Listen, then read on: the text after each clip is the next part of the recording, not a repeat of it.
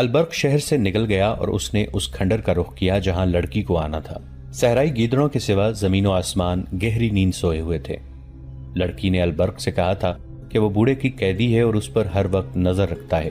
پھر بھی البرق اس امید پر جا رہا تھا کہ لڑکی ضرور آئے گی۔ ممکنہ خطروں سے نمٹنے کے لیے اس کے پاس ایک خنجر تھا۔ عورت ایسا جادو ہے کہ جس پر طاری ہو جائے وہ کسی کی پرواہ نہیں کیا کرتا۔ عقل و دانش اس کا ساتھ چھوڑ جاتے ہیں۔ البرق پختہ عمر کا آدمی تھا مگر وہ نادان نوجوان بن گیا تھا۔ اسے اندھیرے میں کھنڈر کے قریب ایک تاریک سایہ سر سے پاؤں تک لبادے میں لپٹا ہوا نظر آیا اور کھنڈر کے کھڑے سیاہ بوت میں جذب ہو گیا۔ وہ تیز تیز چلتا کھنڈر میں پہنچا۔ گری ہوئی دیوار کے شگاف سے وہ اندر آ گیا۔ آگے اندھیرا کمرہ تھا۔ چھت میں بڑی زور سے کوئی بہت بڑا پرندہ پھڑپڑایا۔ البرق نے ہوا کے تیز جھونکے محسوس کیے اور اچانک اس کے منہ پر تھپڑ پڑا۔ اس کے ساتھ ہی اسے چی چی کی آوازیں سنائی دیں۔ وہ جان گیا کہ یہ بڑے چمگادڑ ہیں جن کے پنجے اس کا منہ نوچ ڈالیں گے۔ وہ بیٹھ گیا اور پاؤں پر سرکتا کمرے سے نکل گیا۔ کمرہ اڑتے چمگادڑوں سے بھر گیا تھا۔ آگے صحن تھا جس کے ارد گرد گول برآمدہ تھا۔ البرق نے یہ بھی نہ سوچا کہ ایک خریدی ہوئی قیدی لڑکی جس پر ہر وقت نظر رکھی جاتی ہے اس ہیبت ناک کھنڈر میں کیسے آئے گی، مگر برآمدے میں کسی کے قدموں کی دبی دبی آہٹ نے اسے بتایا کہ یہاں کوئی موجود ہے۔ اس نے کمر سے خنجر نکال کر ہاتھ میں لے لیا۔ اس کے سر پر چمگادڑ اڑ رہے تھے۔ پھڑپھڑانے کی آوازیں ڈراؤنی تھیں۔ البرق نے آہستہ سے پکارا، آصفہ۔ لڑکی نے اسے اپنا نام بتا دیا تھا اور میلے میں یہ بھی بتا دیا تھا کہ وہ کس طرح فروخت ہوئی ہے۔ آپ آ گئے؟ اسے آصفہ کی آواز سنائی دی۔ وہ برآمدے میں سے دوڑتی آئی اور البرق کے ساتھ چپک گئی۔ کہنے لگی، آپ کی خاطر جان کو خطرے میں ڈال کر آئی ہوں۔ مجھے جلدی واپس جانا ہے۔ بوڑھے کو شراب میں نیند کا سفوف پلا کے آئی ہوں، وہ جاگ نہ اٹھے۔ کیا تم اسے شراب میں زہر نہیں پلا سکتی؟ البرق نے پوچھا۔ میں نے کبھی قتل نہیں کیا، آصفہ نے کہا۔ میں نے تو کبھی یہ بھی نہیں سوچا تھا کہ اس طرح کسی غیر مرد سے ملنے اس ڈراؤنے کھنڈر میں آؤں گی۔ البرق نے اسے بازوؤں میں جکڑ لیا۔ اچانک ان کے پیچھے برآمدہ روشن ہو گیا۔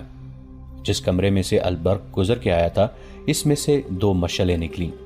یہ لکڑیوں کے سروں پر تیل میں بھگوئے ہوئے کپڑے لپیٹ کر بنائی گئی تھیں۔ ان کے شعلے خاصے بڑے تھے۔ البرق نے آصفہ کو اپنے پیچھے کر لیا۔ اس کے ہاتھ میں خنجر تھا۔ کیا یہ کھنڈر میں رہنے والی بدروہیں تھیں یا لڑکی کے تعاقب میں اس کا خاوند آ گیا تھا؟ البرق ابھی سوچ ہی رہا تھا کہ ایک آواز گرجی، دونوں کو قتل کر دو۔ مشعلیں قریب آئیں تو ان کے ناچتے شعلوں میں البرق اور آصفہ کو 4 آدمی نظر آئے۔ ایک کے ہاتھ میں برچھی اور 3 کے پاس تلواریں تھیں۔ انہوں نے مشعلیں زمین میں گاڑ دی۔ کھنڈر کا صحن روشن ہو گیا۔ چاروں آدمی البرق کے گرد بھیڑیوں کی طرح آہستہ آہستہ چکر میں چلنے لگے۔ آصفہ اس کے پیچھے تھی۔ برآمدے میں سے ایک اور آواز آئی، مل گئے، زندہ نہ چھوڑنا۔ یہ لڑکی کے بوڑھے خامند کی آواز تھی۔ آصفہ البرق کے عقب سے آگے آ گئی۔ اس نے حقارت اور غصے سے بوڑھے سے کہا، آگے آؤ اور مجھے قتل کر دو، میں تم پر لعنت بھیجتی ہوں، میں اپنی مرضی سے یہاں آئی ہوں۔ چاروں مسلح آدمی ان کے گرد کھڑے تھے۔ برچی والے نے برچی آہستہ آہستہ آصفہ کی طرف کی اور اس کی نوک اس کے پہلو سے لگا کر کہا، مرنے سے پہلے برچی کی نوک دیکھ لو، لیکن تم سے پہلے یہ شخص تڑپ تڑپ کر تمہارے سامنے مرے گا جس کی خاطر تم یہاں آئی ہو۔ آصفہ نے جھپٹا مار کر برچی پکڑ لی اور جھٹکا دے کر برچی چھین لی۔ آصفہ البرق سے الگ ہو گئی اور للکار کر کہا، آؤ آگے آؤ، میں دیکھتی ہوں کہ تم مجھ سے پہلے اس آدمی کو کس طرح قتل کرتے ہو۔ البرق خنجر آگے کیے اس کے سامنے آ گیا۔ لڑکی نے برچی سے اس پر وار کیا جس سے اس نے برچی چھینی تھی۔ وہ آدمی پیچھے کو بھاگا۔ اس کے ساتھیوں نے البرق پر حملہ کرنے کی بجائے صرف پینترے بدلے۔ وہ البرق کو آسانی سے قتل کر سکتے تھے مگر وہ بڑھ کر حملہ نہیں کر رہے تھے۔ آصفہ کی للکار گونج رہی تھی۔ وہ بڑھ کر وار کرتی تھی مگر وار خالی جاتا تھا۔ البرق نے ایک آدمی پر خنجر سے حملہ کیا تو 2 آدمی اس کے پیچھے آئے۔ آصفہ ایک ہی جست میں اس کے پیچھے ہو گئی۔ اس کے ہاتھ میں لمبی برچی تھی جو تلوار کا مقابلہ کر سکتی تھی۔ خنجر تلوار کے مقابلے میں کچھ بھی نہیں تھا۔ بوڑھا ایک طرف کھڑا اپنے آدمیوں کو للکار رہا تھا۔ تھوڑی سی دیر انہوں نے البرق اور آصفہ پر حملے کیے۔ آصفہ ان پر ٹوٹ ٹوٹ پڑتی تھی۔ البرق وار بچاتا تھا اور خنجر سے وار کرنے کی کوشش کرتا تھا، مگر عجیب امر یہ تھا کہ لڑکی کے حملوں کے باوجود کوئی زخمی نہیں ہوا۔ بوڑھے کے آدمیوں نے بھی تیغ زنی کے جوہر دکھائے مگر البرق اور آصفہ کو خراش تک نہ آئی۔ اتنے میں بوڑھے نے کہا، رک جاؤ، اور لڑائی بند ہو گئی۔ میں ایسی بے وفا لڑکی کو گھر میں نہیں رکھنا چاہتا، بوڑھے نے کہا۔ مجھے معلوم نہیں تھا کہ یہ اتنی دلیر اور بہادر ہے۔ اگر اسے میں زبردستی لے بھی گیا تو یہ مجھے قتل کر دے گی۔ میں تمہیں اس کی پوری قیمت دوں گا، البرق نے کہا۔ کہو تم نے اسے کتنے میں خریدا تھا؟ بوڑھا ہاتھ بڑھا کر آگے بڑھا اور البرق سے ہاتھ ملا کر پوچھا۔ میرے پاس دولت کی کمی نہیں، میں یہ لڑکی تمہیں بخش دیتا ہوں۔ اسے تمہارے ساتھ اتنی محبت ہے کہ تمہاری خاطر اتنے سارے آدمیوں کے مقابلے میں آ گئی ہے۔ میں اسے اس لیے بھی تمہارے حوالے کرتا ہوں کہ یہ جنگجو نسل کی لڑکی ہے۔ میں تاجر اور سوداگر ہوں، یہ کسی تم جیسے جنگجو کے گھر میں اچھی لگے گی۔ تیسری وجہ یہ ہے کہ تم سلطان صلاح الدین ایوبی کی حکومت کے حاکم ہو، میں سلطان کا وفادار اور مرید ہوں۔ میں تمہیں ناراض نہیں کرنا چاہتا۔ جاؤ، میں نے اسے طلاق دی اور اسے تم پر حلال کر دیا۔ چلو دوستو، انہیں اکیلا چھوڑ دو۔ وہ مشعلیں اٹھا کر چلے گئے۔ البرق کی حیرت کی انتہا یہ تھی کہ اس کے پاؤں تلے زمین ہلنے لگی۔ اسے یقین نہیں آ رہا تھا، وہ اسے بوڑھے کا فریب سمجھ رہا تھا۔ اسے یہ خطرہ نظر آ رہا تھا کہ یہ لوگ راستے میں گھات لگا کر ان دونوں کو قتل کر دیں گے۔ آصفہ کے ہاتھ میں برچھی تھی جو البرق نے لے لی اور کچھ دیر بعد کھنڈر سے نکلے۔ وہ دائیں بائیں اور پیچھے دیکھتے تیزی سے چلنے لگے۔ ذرا سی آہٹ سنائی دیتی تو وہ چونک کر رک جاتے، ہر طرف اندھیرے میں دیکھنے کی کوشش کرتے اور آہستہ آہستہ چل پڑتے۔ شہر میں داخل ہوئے تو ان کی جان میں جان آئی۔ آصفہ نے رک کر بازو البرق کے گلے میں ڈال دیے اور پوچھا، آپ کو مجھ پر اعتماد ہے یا نہیں؟ البرق نے اسے سینے سے لگا دیا۔ اس پہ جذبات کا اتنا غلبہ تھا کہ کچھ بول نہ سکا۔ لڑکی نے اسے بے دام خرید لیا تھا۔ اسے یہ تو اب پتہ چلا تھا کہ لڑکی اسے کیسی دیوانگی سے چاہتی ہے اور کتنی بہادر ہے۔ دراصل وہ لڑکی کے حسن پر مر مٹا تھا۔ اس کی بیوی اس کی ہم عمر تھی۔ آصفہ کو دیکھ کر اس نے محسوس کیا کہ وہ بیوی اس کے کام کی نہیں۔ اس دور میں جب عورت فروخت ہوتی تھی، گھر میں بیوی کی کوئی اہمیت نہیں تھی۔ بیک وقت 4 بیویاں تو خاوند اپنا حق سمجھتا تھا، لیکن جو پیسے والے ہوتے تھے وہ 2-4 خوبصورت لڑکیاں بغیر نکاح کے رکھ لیتے تھے۔ مسلمان امراء کو عورت نے ہی تباہ کیا تھا۔ ان کے ہاں یہ بھی رواج تھا کہ ایک آدمی کی بیویاں خاوند کی خوشنودی حاصل کرنے کے لیے ڈھونڈ ڈھونڈ کر خوبصورت لڑکیاں خاوندوں کو بطور تحفہ پیش کرتی تھیں۔ البرق جب آصفہ کو ساتھ لیے گھر میں داخل ہوا تو سب سوئے ہوئے تھے۔ صبح اس کی بیوی نے اپنے خاوند کے پلنگ پر اتنی حسین لڑکی دیکھی تو اسے ذرہ بھر محسوس نہ ہوا کہ اس کا سہاگ اجڑ گیا ہے، بلکہ وہ خوش ہوئی کہ اس کے اتنے اچھے خاوند کو اتنی خوبصورت لڑکی مل گئی ہے۔ اس کے آ جانے سے وہ کچھ فرائض سے سبکدوش ہو گئی تھی۔ البرق کی حیثیت ایسی تھی کہ وہ ایسی ایک اور بیوی یا داشتہ رکھ سکتا تھا۔ صلاح الدین ایوبی مسلمانوں کو عورت سے اور عورت کو مسلمانوں سے آزاد کرانا چاہتے تھے۔ وہ ایک خاوند ایک بیوی کا حکم نافذ کرنا چاہتے تھے، مگر ابھی وہ ہر اس امیر اور وزیر کو دشمن بنانے سے ڈرتے تھے جس نے کئی لڑکیوں کو گھروں میں رکھا ہوا تھا۔ عورت کے خریدار یہی لوگ تھے۔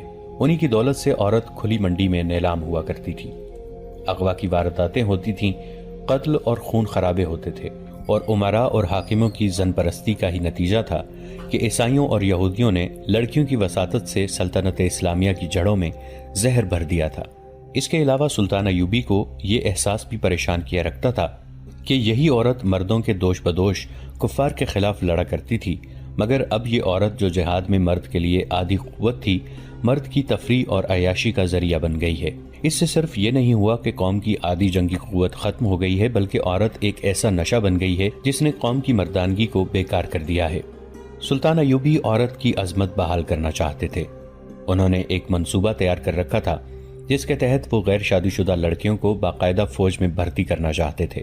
اسی کے تحت حرم بھی خالی کرنے تھے، مگر ایسے احکام وہ اسی صورت نافذ کر سکتے تھے کہ سلطنت کی خلافت یا امارت ان کے ہاتھ آ جائے۔ یہ مہم بڑی دشوار تھی۔ ان کے دشمنوں میں اپنوں کی تعداد زیادہ تھی اور وہ جانتے تھے کہ قوم میں ایمان فروشوں کی تعداد بڑھتی جا رہی ہے۔ انہیں یہ معلوم نہیں ہوا تھا کہ ان کا ایک معتمد خاص اور حکومت کے رازوں کا رکھوالا خادم الدین البرق بھی ایک نوجوان حسینہ کو گھر لے آیا ہے، اور یہ لڑکی اس کے اعصاب پر ایسی بری طرح چھا گئی ہے کہ اب وہ فرائض سلطنت سے بے پرواہ ہو سکتا ہے۔ فوجی میلے میں مصر کے لوگ سلطان ایوبی کی فوجی طاقت سے مروب نہیں ہوئے، بلکہ اسے اسلامی اور مصری فوج سمجھ کر اس سے متاثر ہوئے تھے۔ سلطان ایوبی تقریریں کرنے والے حاکم نہیں تھے، لیکن اس دن اتنے بڑے اجتماع سے انہوں نے خطاب کرنا ضروری سمجھا۔ انہوں نے کہا کہ یہ فوج قوم کی عصمت کی محافظ ہے اور اسلام کی پاسبان ہے۔ انہوں نے صلیبیوں کے عزائم تفصیل سے بیان کیے اور مصریوں کو بتایا کہ عرب میں مسلمان امراء اور حاکموں کی تعیش پرستی کی وجہ سے صلیبیوں نے وہاں مسلمانوں کا جینا حرام کر رکھا ہے۔ وہ قافلوں کو لوٹ لیتے ہیں، مسلمان لڑکیوں کو اغوا کر کے بے آبرو کرتے پھرتے ہیں، پھر انہیں بیچ ڈالتے ہیں۔ سلطان ایوبی نے لوگوں کو قومی جذبے سے آگاہ کیا، انہیں کہا کہ وہ فوج میں بھرتی ہو کر اپنی بیٹیوں کی عصمت اور اسلام کی عظمت کی پاسبانی کریں۔ سلطان کی تقریر میں جوش تھا اور ایسا تاثر تھا کہ تماشائیوں کے دلوں میں ہلچل مچ گئی اور اسی روز جوان آدمی فوج میں بھرتی ہونے لگے۔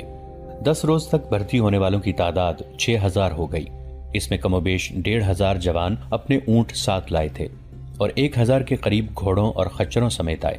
سلطان نے انہیں جانوروں کا معاوضہ فوری طور پر ادا کر دیا اور فوج نے ان کی ٹریننگ شروع کر دی۔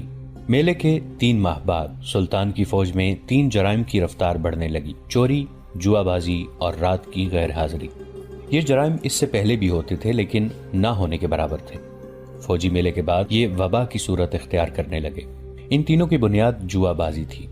چوری کی وارداتیں اسی تک محدود تھیں کہ سپاہی کی کوئی ذاتی چیز چرا کر بازار میں بیچ ڈالتا تھا، مگر ایک رات فوج کے 3 گھوڑے غائب ہو گئے۔ سواروں اور سپاہیوں کی تعداد پوری تھی، کوئی بھی غیر حاضر نہیں تھا۔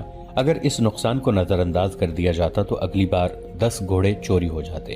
اعلیٰ حکام تک رپورٹ پہنچی، انہوں نے فوجوں کو تنبیہ کی، سزا سے ڈرایا، خدا سے ڈرایا، مگر یہ تینوں جرائم بڑھتے گئے۔ ایک رات ایک سپاہی پکڑا گیا، وہ کہیں سے کیمپ میں آ رہا تھا۔ اس سے پہلے رات کو غیر حاضر ہونے والے سپاہی چوری چھپے سنتریوں سے بچ کر نکل جاتے اور بچتے بچاتے آ جاتے تھے، لیکن یہ سپاہی لڑکھڑاتا آ رہا تھا۔ سنتری نے اسے دیکھ لیا اور اسے پکارا۔ سپاہی رک گیا اور گر پڑا۔ سنتری نے دیکھا کہ یہ خون میں نہایا ہوا تھا، اسے اٹھا کر اپنے عہدیدار کے پاس لے گیا۔ اس کی مرہم پٹی کی گئی مگر وہ زندہ نہ رہ سکا۔ مرنے سے پہلے اس نے بتایا کہ وہ اپنے ایک ساتھی سپاہی کو قتل کر کے آیا ہے اور اس کی لاش کیمپ سے نصف کوس دور ایک خیمے میں پڑی ہے۔ اس کے بیان کے مطابق وہاں 3 خیمے تھے۔ وہ لوگ خانہ بدوش تھے، ان کے پاس خوبصورت عورتیں تھیں، وہ ان عورتوں کی نمائش فوجیوں میں کرتے تھے۔ رات کو سپاہی وہاں تک پہنچ جاتے تھے اور وہ دوسروں کو بتاتے تو وہ بھی چلے جاتے تھے۔ وہ خانہ بدوش صرف عصمت فروش نہیں تھے، ان کی ہر عورت اپنے فوجی گاہک کو یہ تاثر دیتی تھی کہ وہ اس پر فدا ہے اور اس کے ساتھ شادی کر لے گی۔ بعد کی تحقیقات سے پتہ چلا کہ انہوں نے سپاہیوں میں رقابت پیدا کر دی تھی۔ اسی کا نتیجہ تھا کہ یہ 2 سپاہی خانہ بدوشوں کے خیمے میں لڑ پڑے، ایک مارا گیا اور دوسرا زخمی ہو کر آیا اور بیان دے کر مر گیا۔ دوسرے سپاہی کی لاش لانے کے لیے آدمی روانہ کر دیے گئے، ان کے ساتھ ایک کماندار بھی تھا۔ مرنے والے سپاہی نے راستہ اور جگہ بتا دی تھی۔